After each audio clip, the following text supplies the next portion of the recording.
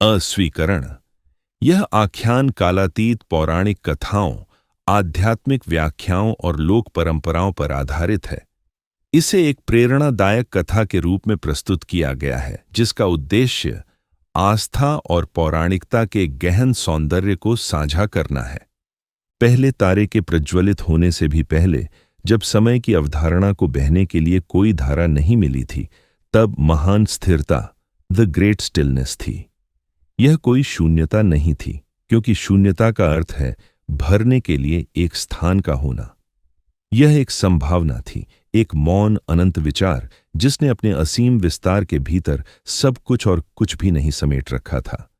इस पूर्व ब्रह्मांडीय अवस्था में, जिसे महाशून्य के नाम से जाना जाता है, कोई प्रकाश नहीं था, कोई अंधकार नहीं था, कोई ध्वनि नहीं थी। केवल आदि पराशक्ति, ब्रह्मांड की मूल ऊर्जा की शांत अप्रकट चेतना थी। उसी स्थिरता के भीतर से एक इच्छा का उदय हुआ। एक सौम्य ब्रह्मांडीय गूंजन प्रतिध्वनित होने लगा, स्वयं को जानने का, अपनी अनंत महिमा को व्यक्त करने का एक विचार। यह अकेला विचार ही पहला स्पंदन था, और इससे अकल्पनीय प्रतिभा का एक प्रकाश प्रस्फुटित हुआ। यह किसी सूर्य का प्रकाश नहीं था, बल्कि शुद्ध अस्तित्व का प्रकाश था। जैसे ही यह प्रकाश फैला, इसने स्वयं को विभेदित किया और सृष्टि की तीन मूलभूत शक्तियों, महान त्रिमूर्ति को जन्म दिया। उस प्रकाश के हृदय में खिले एक सुनहरे कमल से सृष्टिकर्ता ब्रह्मा प्रकट हुए। उनके चार मुख नवजात शून्य को निहार रहे थे, जो निर्माण की एक दिव्य प्रेरणा से भरे थे। उसी प्रकाश की शांत नीलमणि नीली विशालता से पालक विष्णु प्रकट हुए। उनकी शांत आंखों में व्यवस्था और स्थिरता का वचन था, और उस प्रकाश के गहनतम सबसे प्रखर मौन केंद्र से परिवर्तक शिव जागृत हुए, जो वैरागी शक्ति के पुंज थे। विघटन और गहन ध्यान दोनों की क्षमता का प्रतिनिधित्व करते थे।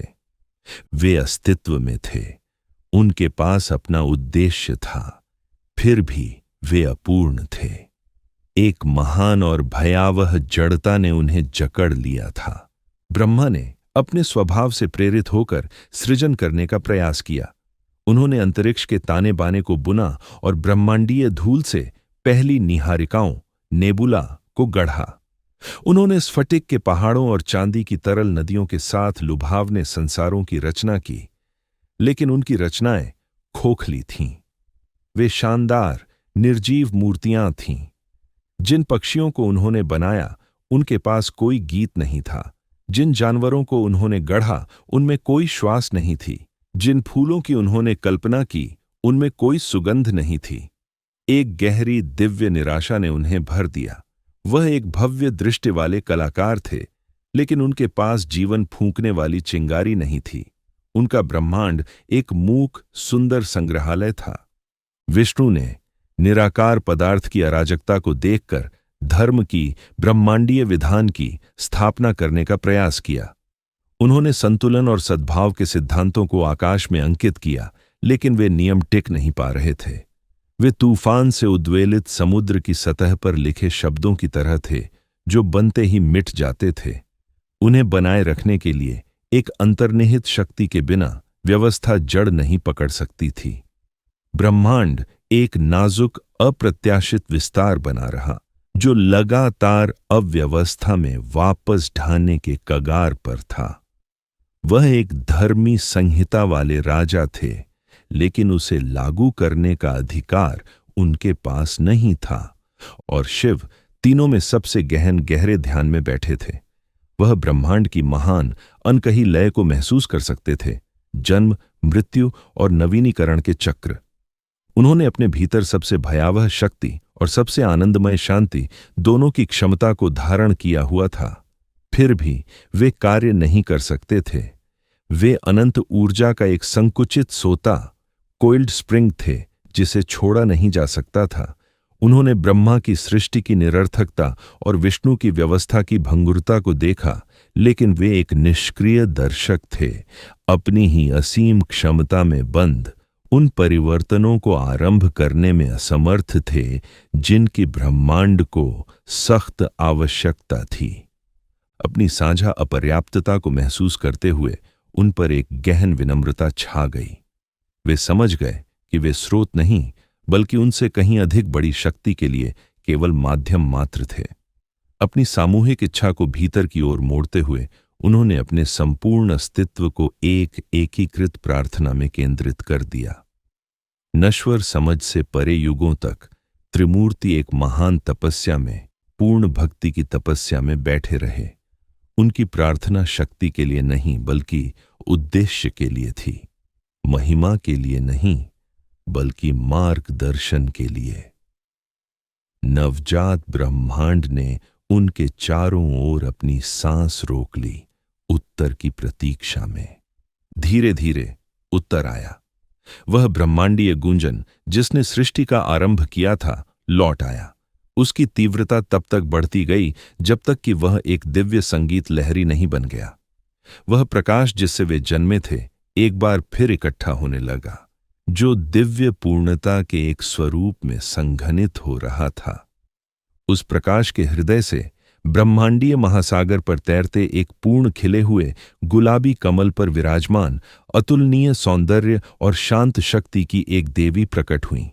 वह थीं मां सिद्धिदात्री। उनका तेज चकाचौंध करने वाला नहीं बल्कि सुखदायक था, जो त्रिमूर्ति की चेतना के गहरे कोनों को रोशन कर रहा था। उनकी मुस्कान में अनंत काल का ज्ञान समाहित था। अपने 4 हाथों में उन्होंने ब्रह्मांडीय पूर्ति के उपकरण धारण किए हुए थे। एक में उन्होंने सुदर्शन चक्र धारण किया था, केवल एक हथियार के रूप में नहीं बल्कि समय, ब्रह्मांडीय विधान और धर्म के अपरिहार्य चक्र के प्रतीक के रूप में। दूसरे में उन्होंने एक शंख धारण किया जिसकी ध्वनि प्रणव संपूर्ण अस्तित्व का स्रोत थी। अपने तीसरे हाथ में उन्होंने एक शक्तिशाली गदा धारण की जो बुद्धि की शक्ति और बाधाओं को दूर करने की शक्ति का प्रतिनिधित्व करती थी, और अपने चौथे हाथ में उन्होंने एक कमल की कली धारण की जो आध्यात्मिक जागृति और परम पवित्रता का वचन थी।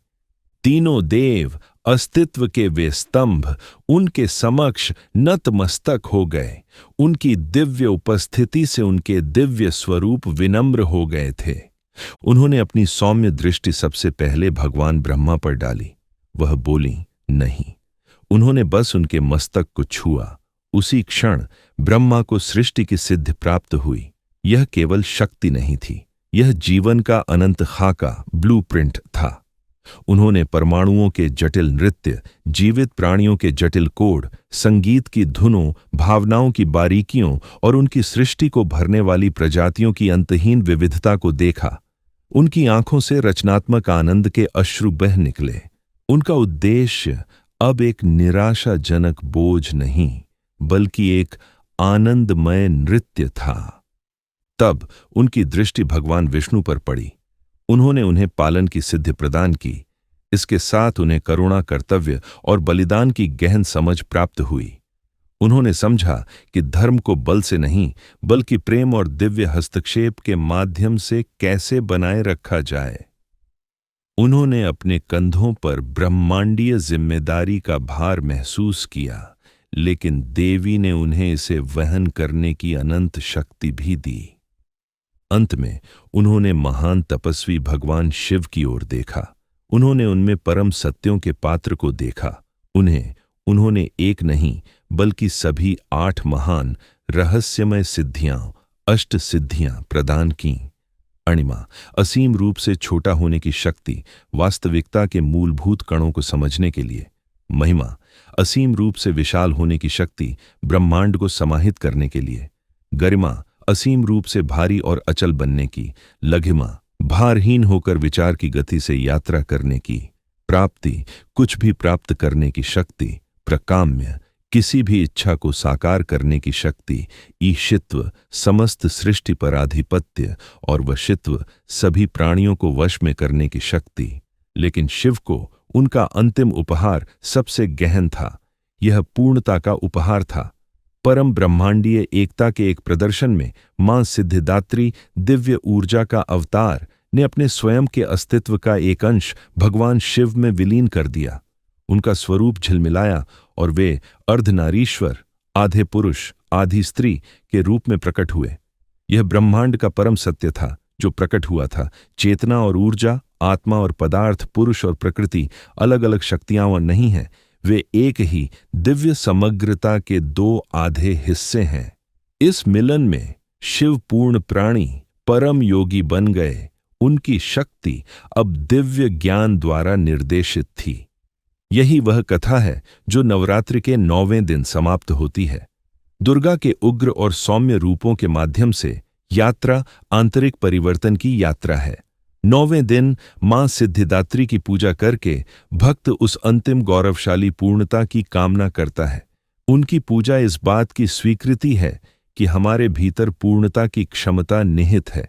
वह कृपा है जो हमारे त्रुटिपूर्ण प्रयासों को सार्थक सफलता में, हमारे भ्रम को ज्ञान में और हमारी अपूर्णता की भावना को परमात्मा के साथ एकता की गहरी भावना में बदल देती है।